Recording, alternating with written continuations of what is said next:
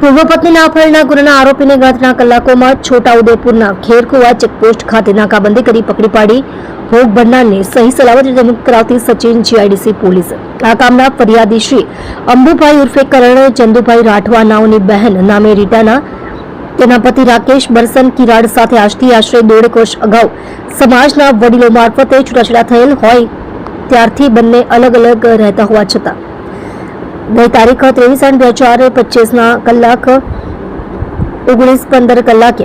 સમયે રીટા પોતાની નોકરી પરથી તેની બહેનપણી સાથે ચાલતી ઘરે જતી હતી તે વખતે તેના પૂર્વ પતિ રાકેશ કિરાડ નાઓએ એક સફેદ કલરની બોલેરો પિકઅપ ગાડી લઈ આવી તેણીને રસ્તામાં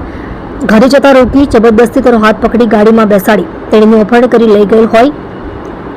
જે સંબંધિત તેના ભાઈ દ્વારા અત્રેના પોલીસ સ્ટેશનમાં ફરિયાદ આપતા ભારતીય ન્યાય સંહિતા 2023ની કલમ 140(3) 126(2) મુજબનો ગુનો તારીખ 23/8/2025 રોજ નોંધાયેલ હોય આ પ્રકારના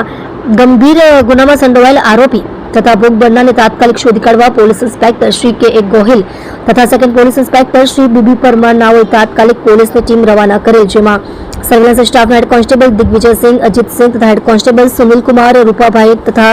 હેડ કોન્સ્ટેબલ દીપક દિનેશભાઈ અમૃતભાઈ પોલીસ કોન્સ્ટેબલ રાહુલભાઈ રમેશભાઈ નાઓએ ગણતરીના કલાકોમાં છોટાઉદેપુર ખેરકુવા ચેકપોસ્ટ ખાતે નાકાબંધી કરી સદર ગુનામાં સંડોવાયેલ આરોપી રાકેશ ઉર્ફે રાગેશ બરસન કિરાડ ઉંમર વર્ષ 25 રહે અક્કલવા પોસ્ટ ફૂલમાલ થાના સોરવા જિલ્લો અલીરાજપુર મધ્યપ્રદેશ તથા ભોગ બનનારને પકડી પાડી ભોગ બનનારને સહી સલામત રીતે મુક્ત કરાવી પ્રશંસનીય કામગીરી કરેલ છે।